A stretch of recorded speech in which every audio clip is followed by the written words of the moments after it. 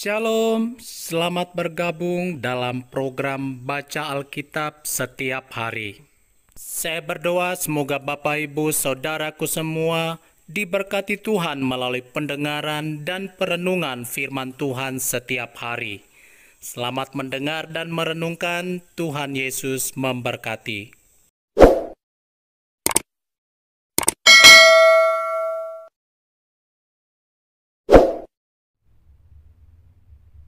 Pengkhotbah pasal 2.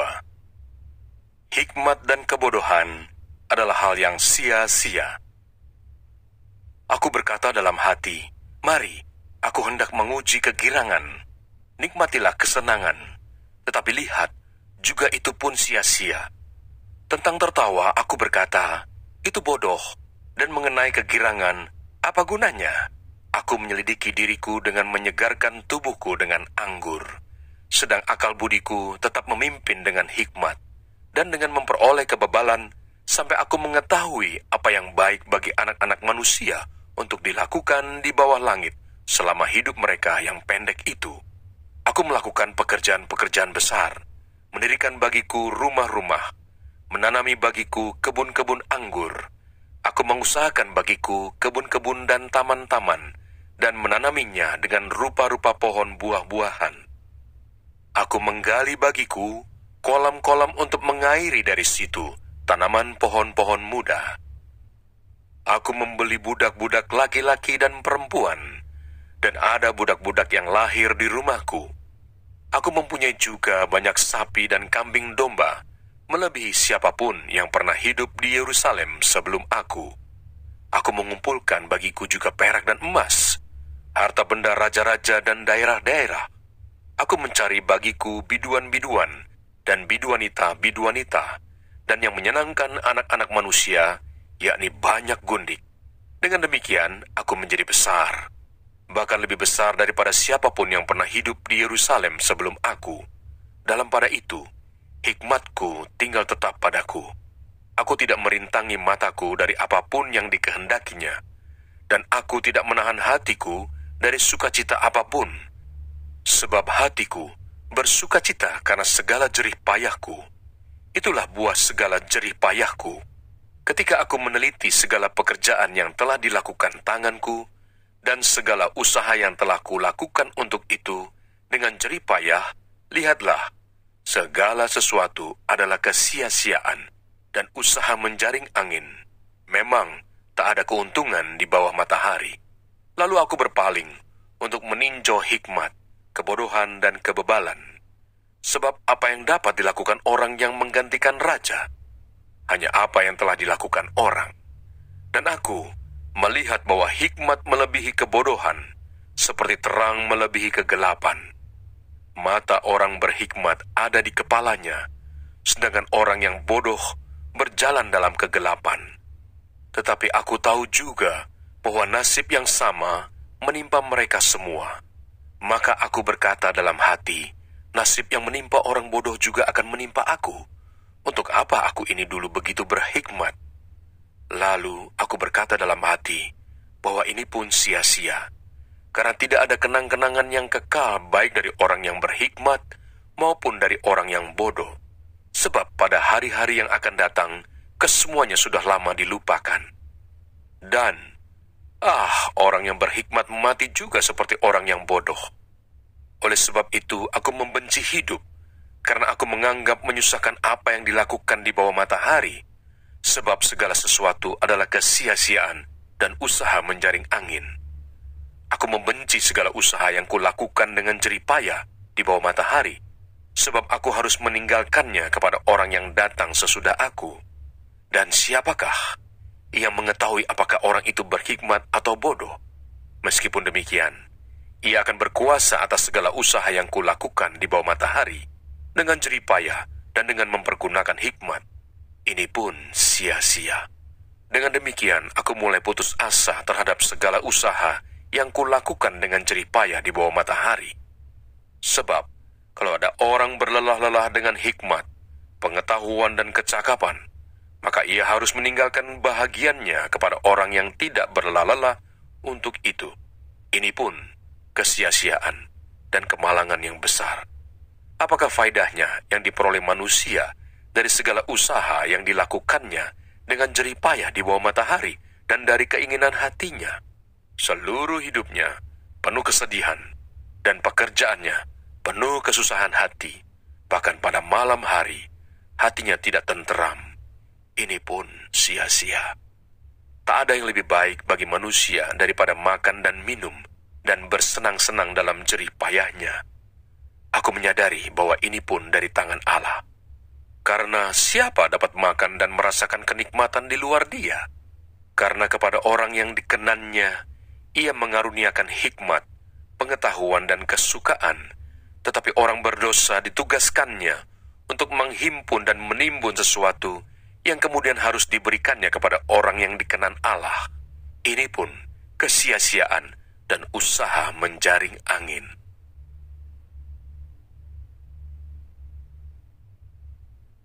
Pengkhotbah pasal 3. Untuk segala sesuatu ada waktunya. Untuk segala sesuatu ada masanya. Untuk apapun di bawah langit ada waktunya.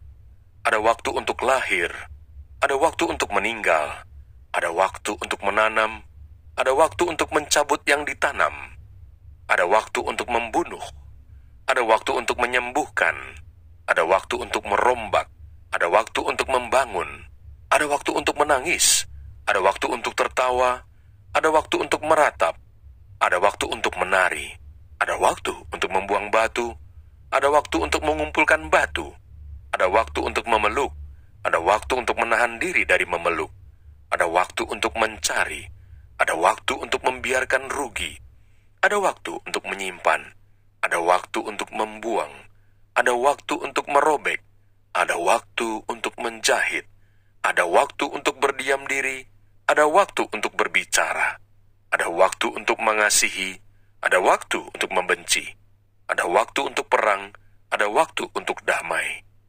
Apakah untung pekerjaan dari yang dikerjakannya dengan berjerih payah?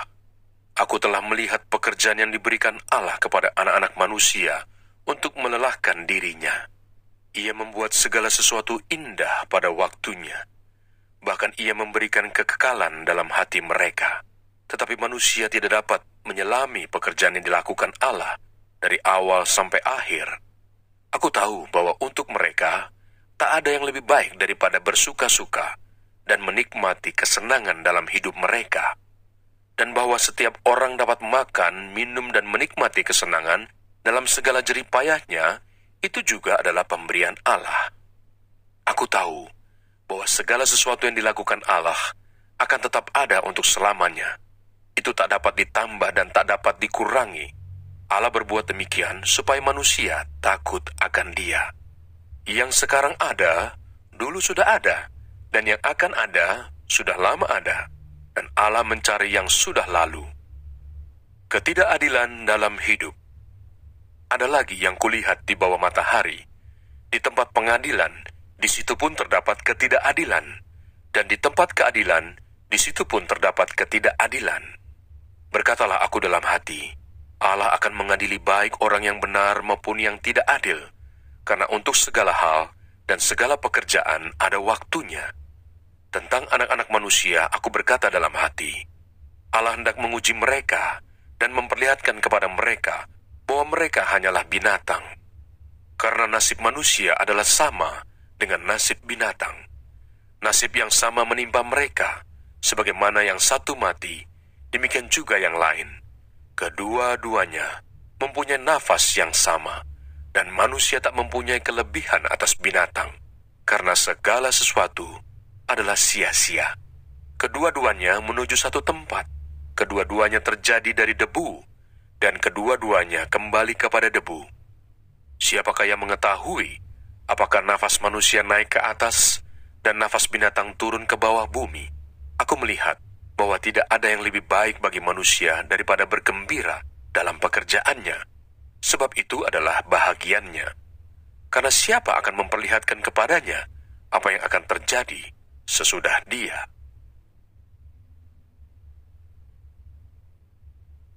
Pengkhotbah pasal 4. Lagi aku melihat segala penindasan yang terjadi di bawah matahari, dan lihatlah, Air mata orang-orang yang ditindas dan tak ada yang menghibur mereka, karena di pihak orang-orang yang menindas ada kekuasaan. Oleh sebab itu, aku menganggap orang-orang mati yang sudah lama meninggal lebih bahagia daripada orang-orang hidup yang sekarang masih hidup. Tetapi yang lebih bahagia daripada kedua-duanya itu, kuanggap orang yang belum ada, yang belum melihat perbuatan jahat yang terjadi di bawah matahari. Dan aku melihat bahwa segala jeripayah dan segala kecakapan dalam pekerjaan adalah iri hati seseorang terhadap yang lain. Ini pun kesia-siaan dan usaha menjaring angin. Orang yang bodoh melipat tangannya dan memakan dagingnya sendiri. Segenggam ketenangan lebih baik daripada 2 genggam jeripayah dan usaha menjaring angin. Kesia-siaan dalam hidup. Aku melihat lagi kesia-siaan di bawah matahari. Ada seorang sendirian, ia tidak mempunyai anak laki-laki atau saudara laki-laki, dan tidak henti-hentinya ia berlelah-lelah. Matanya pun tidak puas dengan kekayaan. Untuk siapa aku berlelah-lelah dan menolak kesenangan? Ini pun kesia-siaan dan hal yang menyusahkan. Berdua lebih baik daripada seorang diri, karena mereka menerima upah yang baik dalam jeripayah mereka. Karena kalau mereka jatuh, yang seorang mengangkat temannya. Tetapi wahai orang yang jatuh, yang tidak mempunyai orang lain untuk mengangkatnya. Juga kalau orang tidur berdua, mereka menjadi panas. Tetapi bagaimana seorang saja dapat menjadi panas? Dan bila mana seorang dapat dialahkan, 2 orang akan dapat bertahan. Tali 3 lembar tak mudah diputuskan. Lebih baik seorang muda miskin, tetapi berhikmat daripada seorang raja tua, tetapi bodoh, yang tak mau diberi peringatan lagi. Karena dari penjara, orang muda itu keluar untuk menjadi raja, biarpun ia dilahirkan miskin, semasa pemerintahan orang yang tua itu. Aku melihat semua orang yang hidup di bawah matahari, berjalan bersama-sama dengan orang muda tadi, yang akan menjadi pengganti raja itu. Tiada habis-habisnya rakyat yang dipimpinnya, namun orang yang datang kemudian tidak menyukai dia. Oleh sebab itu, ini pun kesia-siaan dan usaha menjaring angin. Takutlah akan Allah. Jagalah langkahmu kalau engkau berjalan ke rumah Allah. Menghampiri untuk mendengar adalah lebih baik daripada mempersembahkan korban yang dilakukan oleh orang-orang bodoh, karena mereka tidak tahu bahwa mereka berbuat jahat. Jangan lupa subscribe, nyalakan loncengnya, like, dan share. Terima kasih. Tuhan Yesus memberkati.